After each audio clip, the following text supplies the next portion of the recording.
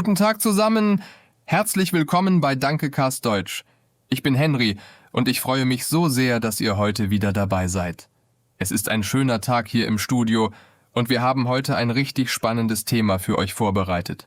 Und ich bin Emilia. Schön, dass ihr alle eingeschaltet habt. Hallo auch an alle neuen Zuhörer, die heute zum ersten Mal bei uns sind. Willkommen in unserer Dankecast-Familie. Wir freuen uns wirklich sehr, euch hier zu haben. Ihr seid jetzt ein Teil von uns. Ja, wirklich herzlich willkommen. Und bevor wir anfangen, eine kleine Frage an euch alle. Aus welchem Land kommt ihr? Schreibt es uns in die Kommentare. Wir lesen wirklich jeden einzelnen Kommentar und wir antworten auch so oft wie möglich. Eure Nachrichten machen unseren Tag schöner. Das stimmt. Wir lieben eure Kommentare. Manchmal kommen wir zur Arbeit, schauen in die Kommentare und dann lächeln wir den ganzen Tag. Ihr seid wirklich eine tolle Community. Und heute haben wir ein Thema, das wirklich jeder kennt. Jeder, der gerade Deutsch lernt, kennt dieses Gefühl. Ich bin mir absolut sicher. Genau. Heute sprechen wir über Angst. Aber nicht die normale Angst vor Spinnen oder vor dem Zahnarzt. Nein, nein. Wir sprechen über eine ganz besondere Angst. Die Angst, auf Deutsch dumm zu klingen. Kennst du das? Dieser Moment, wenn du einen deutschen Satz sagen willst und dann der Kopf wird leer? Oh, Henry, das kenne ich sehr gut. Ich habe auch andere Sprachen gelernt. Und dieses Gefühl, es ist wirklich sehr unangenehm. Man steht da, man möchte etwas sagen und dann der Mund bleibt einfach zu. Man denkt, nein, lieber nicht. Was, wenn ich einen Fehler mache? Was, wenn ich falsch klinge? Was, wenn die andere Person ungeduldig wird? Genau das ist das Problem. Und weißt du was? Das ist völlig normal. Wirklich. Fast jeder Lerner kennt dieses Gefühl, egal ob du Anfänger bist oder schon fortgeschritten. Diese Angst ist da. Sie hat einen eigenen Namen. Sprachangst. Und Sprachwissenschaftler haben schon viel darüber geschrieben. Das ist interessant. Sprachangst. Also es ist sogar ein wissenschaftlicher Begriff. Das bedeutet, du bist nicht allein. Millionen von Menschen auf der Welt lernen gerade eine neue Sprache und Millionen von Menschen kennen genau dieses Gefühl. Und die gute Nachricht ist, man kann lernen, damit umzugehen. Und genau darüber sprechen wir heute. Wir reden über diese Angst. Wir zeigen euch kleine Gespräche, ganz alltägliche Situationen und wir geben euch das Gefühl, hey, du bist nicht allein, das schafft ihr. Perfekt. Also Henry, fangen wir mal ganz am Anfang an. Wann kommt diese Angst zum ersten Mal? In welcher Situation fühlen Lerner sie am stärksten? Gute Frage. Ich glaube, für die meisten Lerner kommt sie zum ersten Mal, wenn sie echte Menschen treffen. Also nicht im Unterricht, nicht bei einer App auf dem Handy, sondern wenn sie wirklich mit einem Muttersprachler reden müssen, wenn die Situation real ist. Ja, das stimmt. Die App auf dem Handy sagt ja nie, Entschuldigung, ich habe das nicht verstanden. Sie ist geduldig, sie wartet. Aber ein echter Mensch, der reagiert. Der schaut dich an, der hat vielleicht wenig Zeit und das macht es viel schwieriger. Genau. Und dann denkt man, oh nein, was, wenn die Person lacht? Was, wenn sie meine Aussprache komisch findet? Was, wenn ich das falsche Wort sage? Was, wenn ich zu langsam bin? Und dann passiert gar nichts, weil man zu viel denkt. Das nennt man auch Overthinking. Zu viel Nachdenken. Man ist so beschäftigt mit den möglichen Problemen, dass man vergisst, einfach zu reden. Genau. Stell dir vor, du bist in Deutschland. Du bist in einer kleinen Stadt. Du suchst den Bahnhof. Und du siehst einen freundlichen Mann auf der Straße. Du könntest einfach hingehen und fragen. Aber was passiert in deinem Kopf? Oh, ich weiß genau, was passiert. Man denkt, okay, ich muss jetzt Deutsch sprechen. Wie sagt man das nochmal? Entschuldigung. Oder war es Verzeihung? Und Bahnhof, das kenne ich. Aber wie frage ich nach dem Weg? Mit Dativ oder Akkusativ? Und dann denkt man, nein, der versteht mich sowieso nicht. Ich suche lieber auf dem Handy. Ha, das ist so wahr. Das Handy wird zum besten Freund. Google Maps wird zum besten Freund. Alles, nur damit man nicht sprechen muss. Und dabei ist die Lösung so einfach. Lass uns das mal machen. Ich bin der Tourist, du bist der Mann auf der Straße. Zeigen wir, wie leicht es wirklich ist. Okay? Sehr gerne. Los geht es. Entschuldigung, wo ist der Bahnhof bitte? Ah, der Bahnhof. Ja, kein Problem. Gehen Sie hier geradeaus, dann links an der Ampel. Sie sehen ihn dann direkt. Wie weit ist es? Zu Fuß? Zu Fuß etwa 10 Minuten. Oder Sie nehmen den Bus Linie 4. Ah, ich gehe lieber zu Fuß, danke schön. Bitte sehr. Gute Reise. Siehst du, das war es. 5 oder 6 Sätze, ganz einfach. Und der Mann hat geholfen. Er hat nicht gelacht. Er hat sogar extra erklärt, wie weit es ist. Er war sogar freundlich und hilfsbereit. Genau. Das ist das Geheimnis. Die meisten Menschen in Deutschland und in anderen deutschsprachigen Ländern sind sehr gerne bereit zu helfen. Besonders wenn sie merken, oh, dieser Mensch lernt gerade Deutsch. Das ist doch toll. Das ist doch mutig. Und jetzt eine Frage an euch, unsere Zuhörer. Habt ihr schon mal mit einem echten Deutschen auf Deutsch gesprochen? Wie war das? War es besser oder schlechter als erwartet? Schreibt uns eure Erfahrungen in die Kommentare. Wir sind wirklich gespannt auf eure Geschichten. Ja, bitte schreibt. Das sind immer die interessantesten Kommentare. Also, Emilia, lass uns weitermachen. Was sind denn die größten Ängste, wenn du an Deutschlerner denkst? Was glaubst du sind die Top 3? Also ich glaube, die Nummer 1 ist die Angst vor dem falschen Artikel. Du weißt schon, der, die, das. Das ist für viele eine riesige, riesige Quelle von Stress, weil es keine logische Regel gibt. Man muss es einfach lernen. Oh ja, der Tisch, die Lampe, das Buch. Warum ist ein Tisch männlich? Warum ist eine Lampe weiblich? Das macht für viele keinen Sinn. Und wenn man es falsch sagt, denkt man, oh nein, jetzt weiß die Person, dass ich kein perfektes Deutsch spreche. Aber weißt du was, Henry? Ich habe eine kleine Geschichte. Ich kenne jemanden, der seit 10 Jahren in Deutschland lebt. 10 Jahre. Und er sagt manchmal noch den falschen Artikel. Und was passiert? Nichts. Die Leute verstehen ihn trotzdem. Das Gespräch geht weiter. Niemand läuft weg. Das ist so wichtig und beruhigend. Die Leute wollen dich verstehen. Das ist das Ziel einer Konversation, nicht perfekte Grammatik. Verständigung, Kommunikation. Der Inhalt ist wichtiger als die Form. Richtig. Und das gilt auch für die Aussprache. Viele Lerner haben Angst vor der deutschen Aussprache. Das Ü, das Ö, das R ganz hinten im Hals. Das CH-Laut, wie in Bach oder in Ich. Das sind für viele echte Herausforderungen. Ha, ja, das CH, das ist für viele so schwierig. Und das R. Lass uns das mal kurz üben. Macht mit, liebe Zuhörer, sagt mit uns Regen. Regen. Sehr gut. Und Reise. Reise. Wunderbar. Und richtig. Richtig. Perfekt. Und nochmal zusammen. Regen, Reise, richtig. Regen, Reise, richtig. Ha, das macht Spaß. Ihr seht, man kann es lernen. Schritt für Schritt. Und ein kleiner Akzent ist absolut kein Problem. Ein Akzent macht dich interessant. Er zeigt, dass du aus einer anderen Kultur kommst, dass du Erfahrungen gemacht hast, dass du eine Geschichte hast. Das ist wunderschön. Das stimmt so sehr. Und weißt du, was mir einmal ein sehr weiser Sprachlehrer gesagt hat? Er hat gesagt, Emilia, wenn du eine fremde Sprache sprichst, auch wenn du Fehler machst, zeigst du Mut. Und Mut ist etwas, das man respektiert und bewundert. Wow, das ist wirklich ein schöner Gedanke. Mut, ja. Jedes Mal, wenn du den Mund aufmachst und Deutsch sprichst, auch wenn du dir nicht sicher bist, zeigst du Mut. Du traust dich. Das ist nicht selbstverständlich.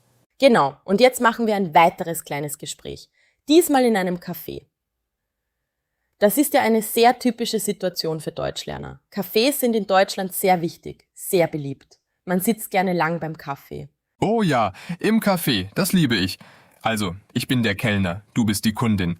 Und dieses Mal machen wir es etwas länger, mit mehr Details. Bereit? Bereit.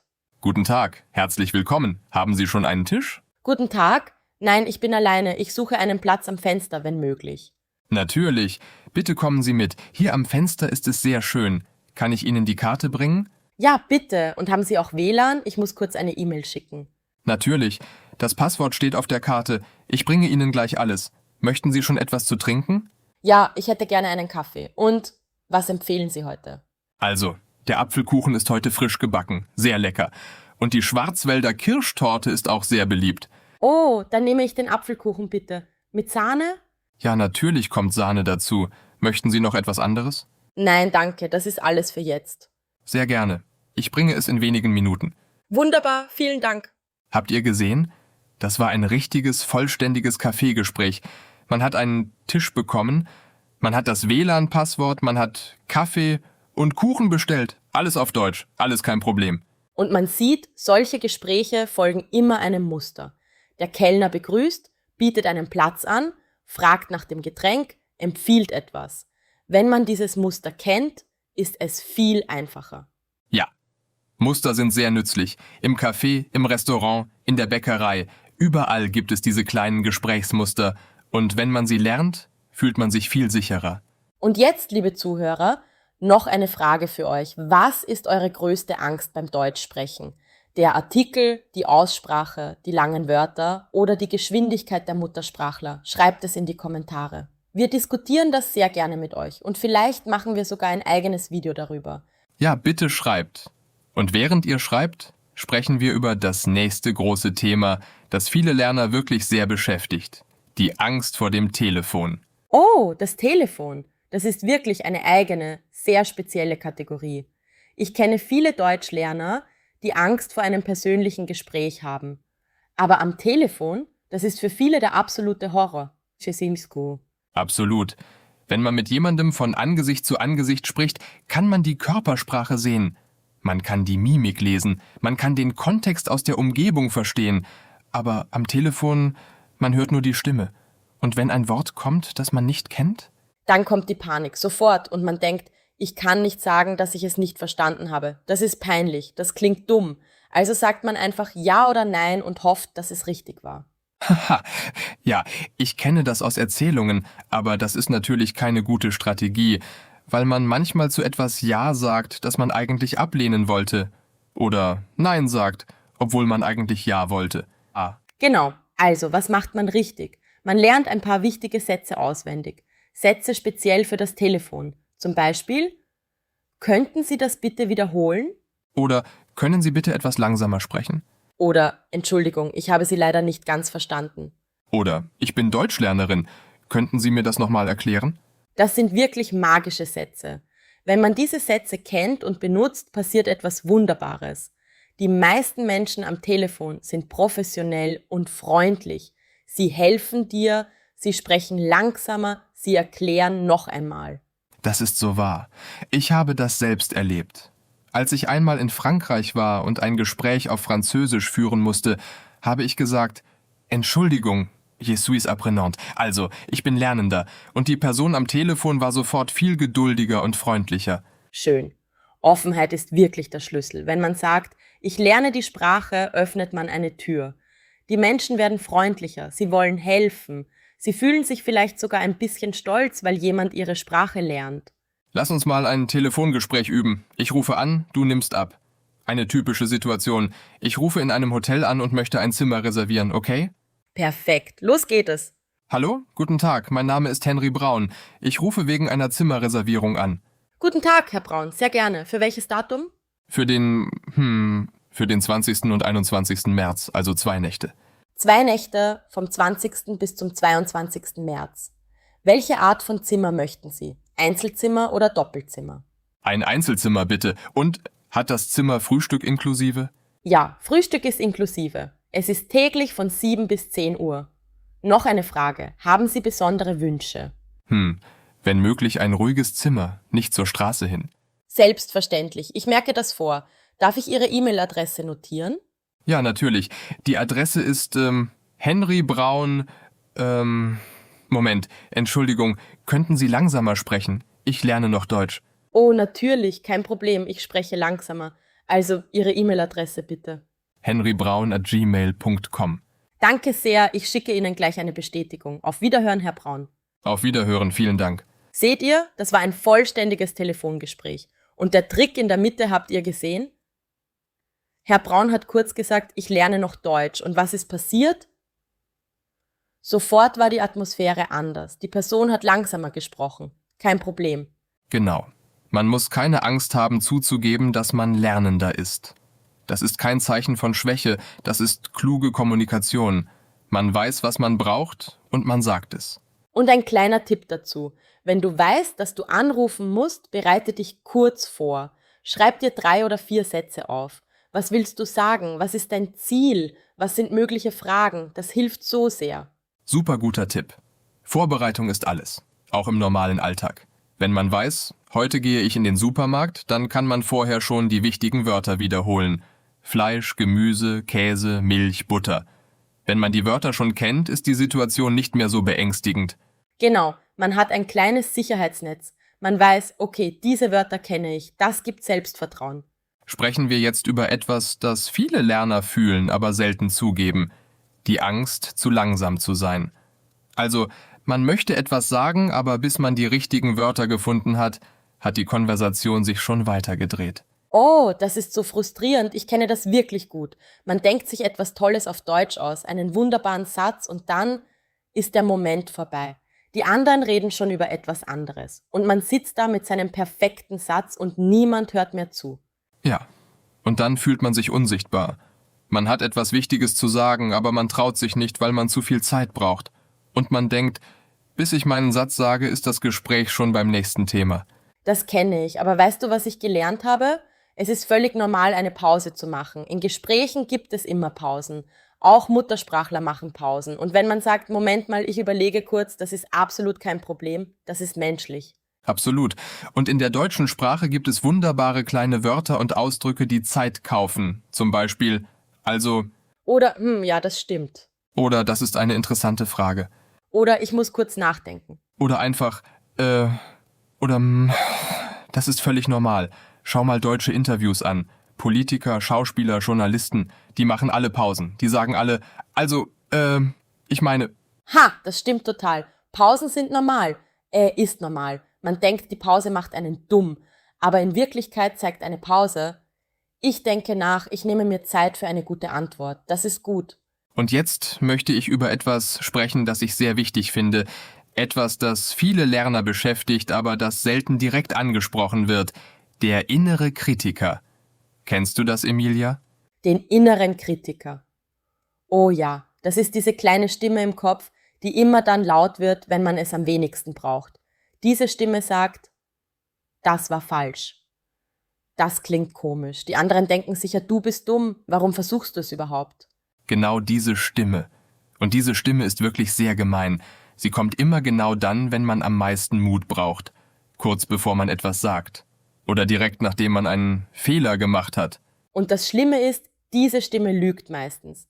Die anderen denken gar nicht, dass man an den Gunst, dass man dumm ist. Im Gegenteil. Die anderen denken oft, wow, dieser Mensch spricht Deutsch. Das ist doch beeindruckend. Das ist respektabel. Genau. Stell dir einmal vor, ein Deutscher kommt zu dir in dein Heimatland und spricht deine Muttersprache. Vielleicht mit einem deutschen Akzent, vielleicht mit ein paar kleinen Fehlern. Wie reagierst du? Denkst du, oh, was für ein Dummkopf? Oder denkst du, wow, toll, er versucht es, das ist mutig? Natürlich das Zweite. Man findet es toll, wenn jemand die eigene Sprache lernt. Man findet es bewegend sogar. Es ist ein Zeichen von Respekt für die Kultur, für das Land, für die Menschen. Und so sehen die meisten Deutschen euch auch. Wenn ihr Deutsch sprecht, mit Fehlern oder ohne, sie finden es toll. Sie freuen sich. Sie sind froh, dass ihr ihre Sprache lernt. Das möchten wir euch wirklich von Herzen sagen. Traut euch, öffnet den Mund, macht Fehler. Fehler sind keine Katastrophe. Fehler sind der einzige Weg zum Lernen. Ohne Fehler kein Fortschritt. Das möchten wir uns auch merken. Kein Fortschritt ohne Fehler. Das gilt übrigens für alles im Leben, nicht nur für Sprachen. Wahr. Und jetzt machen wir eine weitere Szene. Diesmal am Arbeitsplatz oder in der Schule oder Universität. Viele von euch lernen Deutsch, weil sie in einem deutschsprachigen Land arbeiten oder studieren möchten. Das ist ein super Ziel. Ja, absolut. Das ist eine sehr häufige und sehr wichtige Situation. Man ist neu in einem Team oder in einem Kurs. Man versteht nicht alles und man hat Angst, dumme Fragen zu stellen. Man denkt, die anderen werden denken, ich bin nicht gut genug. Genau, lass uns das spielen. Ich bin neu im Team, du bist mein Kollege und wir haben gerade eine lange Teambesprechung gehabt, okay? Super, los geht es. Entschuldigung, Henry, hast du kurz Zeit? Natürlich, Emilia, immer. Was kann ich für dich tun? Ich habe eine Frage. Die Besprechung heute war sehr interessant, aber am Ende hat der Chef etwas gesagt über Homeoffice-Regelung. Was bedeutet das genau? Das ist eine gute Frage. Also, Homeoffice-Regelung bedeutet, wann und wie oft kann man von zu Hause aus arbeiten. Bei uns gilt 2 Tage pro Woche Homeoffice, 3 Tage im Büro. Ah, verstehe, das ist sehr schön. Und muss ich das mit jemandem absprechen?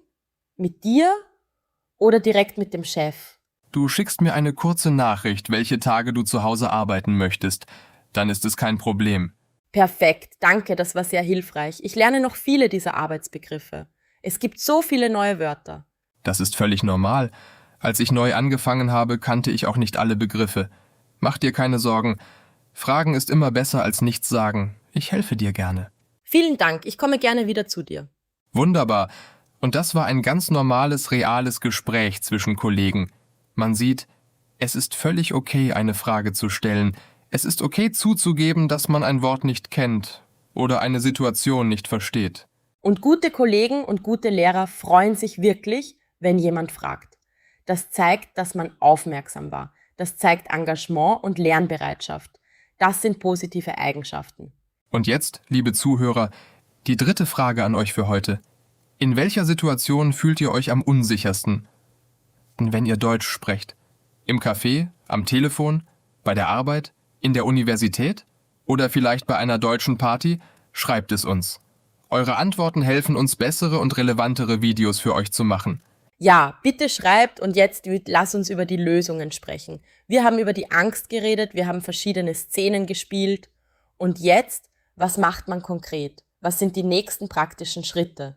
Der erste Schritt ist so einfach, aber so wichtig und so viele Menschen überspringen ihn. Fang an. Fang heute an. Nicht morgen. Nicht, wenn du besser bist. Nicht, wenn du mehr Zeit hast. Heute. Sag heute einen deutschen Satz zu jemandem. Schreib heute einen deutschen Kommentar unter dieses Video. Ja.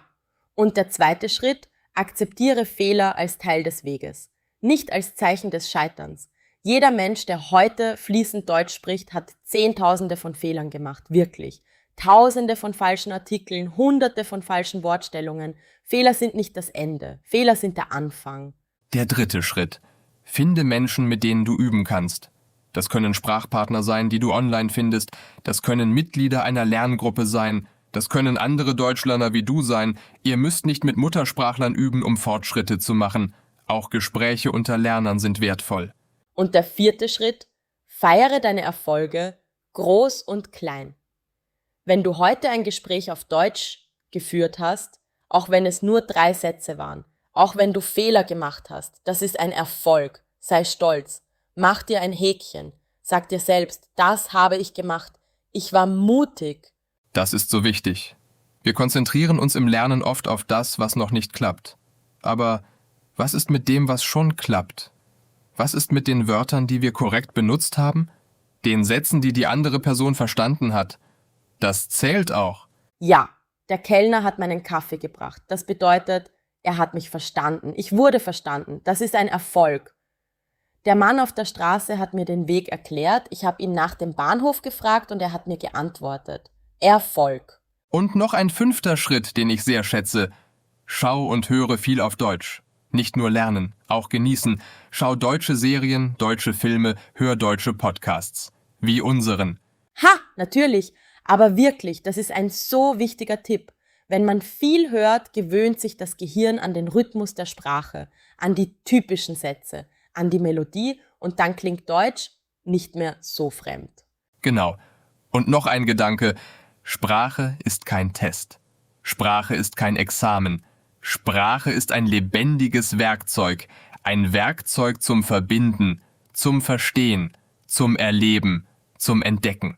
Wunderschön, Sprache als Werkzeug. Und wie jedes Werkzeug, je mehr man es benutzt, desto besser wird man darin. Und je öfter man es benutzt, desto natürlicher fühlt es sich an. Und wenn ihr heute dieses Video schaut und Deutsch hört und ein paar Wörter versteht, sogar viele Sätze versteht, dann macht ihr das schon. Ihr benutzt das Werkzeug.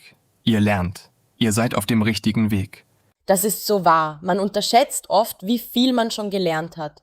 Man schaut zurück auf 3 Monate, auf 6 Monate und denkt, wow, ich weiß jetzt so viele Dinge, die ich damals noch nicht wusste. Ich verstehe jetzt Sätze, die mir damals komplett fremd waren. Und in einem Monat, in 3 Monaten, in einem Jahr wird man wieder zurückschauen und denken, wow, wie weit ich in dieser Zeit gekommen bin. Das Lernen macht Fortschritte, auch wenn es sich manchmal nicht so anfühlt. Das ist das Schönste am Sprachenlernen. Diese Reise, diese persönliche Entwicklung. Man lernt nicht nur eine Sprache, man lernt auch etwas über sich selbst. Und ihr seid nicht allein auf dieser Reise. Ihr habt uns. Ihr habt Dankecast Deutsch. Wir sind hier jede Woche mit neuen Themen, neuen Gesprächen, neuen Situationen, neuen Charakteren. Genau. Und wenn ihr Themen habt, die ihr gerne hören möchtet, schreibt sie uns in die Kommentare. Ihr gestaltet diesen Kanal mit. Eure Ideen sind wichtig für uns. Wir nehmen sie ernst. Und bevor wir heute aufhören, machen wir noch eine letzte kleine Szene. Diesmal etwas Lustiges und Leichtes. Denn Lernen soll vor allem auch Spaß machen. Oh ja, was hast du dir gedacht? Stell dir vor, man ist auf einer Party, eine entspannte Geburtstagsparty, und man versucht ein Gespräch zu beginnen. Das ist wirklich eine klassische Herausforderung für Lerner. Ha, okay, ich liebe das. Ich bin eine Deutschlernerin auf der Party, du bist ein Gast, ich komme auf dich zu, los. Ich stehe also hier mit meinem Getränk. Hallo, ich bin Emilia, ich bin die Freundin von Laura. Und du? Oh, hallo, ich bin Henry. Ich arbeite mit Laura zusammen. Schön, dich kennenzulernen. Ich auch. Das ist eine tolle Party. Lauras Wohnung ist wirklich schön. Ja, wirklich. Wohnst du auch in der Nähe? Nein, ich wohne in Schwabing. Das ist ein Stadtteil von München. Nicht sehr weit, aber mit der U-Bahn braucht man 20 Minuten. Schwabing. Das ist ein toller Stadtteil. Warst du schon im englischen Garten? Ja, letzte Woche. Es war wunderbar. Und die Leute surfen auf dem Fluss. Ha, ja, das ist ein Wahrzeichen von München. Im Sommer ist es toll. Machst du schon lange Deutsch? Seit einem Jahr ungefähr. Ich übe viel mit Podcasts und Videos. Wirklich? Welche? Danke Cast Deutsch. Habt ihr das schon gehört? Der beste Podcast für Deutschlerner. Oh, interessant. Das muss ich mir ansehen. Du sprichst wirklich gut Deutsch, weißt du das? Oh, danke schön. Das ist sehr nett. Ich mache noch viele Fehler. Fehler sind doch normal. Du kommunizierst super. Das ist, was zählt. Seht ihr? Sogar auf einer Party kann man ein nettes, langes Gespräch auf Deutsch führen. Über den Stadtteil, über den englischen Garten, über Podcasts. Und am Ende bekommt man sogar ein Kompliment. Genau. Und das alles, weil man sich getraut hat. Weil man auf diese Person zugegangen ist und Hallo gesagt hat. Dieser eine kleine Schritt macht den Unterschied. Alles beginnt mit Hallo. Der erste Schritt ist immer der schwerste. Aber nach dem ersten Satz wird es leichter. Das garantieren wir euch, das versprechen wir. Ja, das versprechen wir. Und jetzt möchten wir euch noch etwas sagen, bevor wir uns heute verabschieden. Etwas, das wir wirklich meinen und fühlen. Ihr seid mutig. Jeder Mensch, der eine neue Sprache lernt, ist mutig. Es ist nicht leicht, aus der Komfortzone zu treten. Es ist nicht leicht, sich verletzbar zu machen, Fehler zu machen, besonders wenn andere zuhören und zusehen. Aber ihr tut es trotzdem. Ihr schaut dieses Video, ihr hört Deutsch, ihr seid jetzt in diesem Moment dabei. Und das bedeutet, dass ihr es ernst meint, dass ihr wirklich Deutsch lernen wollt. Und dafür haben wir so viel Respekt. Wirklich. Von Herzen. Danke, dass ihr hier seid. Danke, dass ihr uns zuhört. Also, liebe Zuhörer und Zuhörerinnen, habt keine Angst, auf Deutsch dumm zu klingen. Ihr klingt nicht dumm. Ihr klingt mutig. Ihr klingt wie jemand, der etwas Neues wagt, der eine neue Welt entdeckt, der Brücken baut zwischen Kulturen. Und das ist etwas, das wir tief bewundern. Sehr schön gesagt, Henry. Und damit kommen wir auch schon zum Ende unseres heutigen Videos. Es war wirklich ein schönes Gespräch. Ich hoffe, ihr habt etwas Nützliches mitgenommen. Und ich hoffe, ihr habt euch ein kleines bisschen mutiger gefühlt. Ja, ich finde auch. Es war ein tolles Video heute. Und nochmal, schreibt uns in die Kommentare. Was ist eure größte Angst beim Deutschsprechen? Und was habt ihr heute aus diesem Video mitgenommen? Was war euer Lieblingsmoment? Und wenn ihr dieses Video nützlich und interessant fandetet, dann gebt uns bitte einen Daumen hoch und abonniert unseren Kanal. Das hilft uns wirklich sehr. Es bedeutet uns alles. Und es hilft auch anderen Deutschlernern, uns zu finden.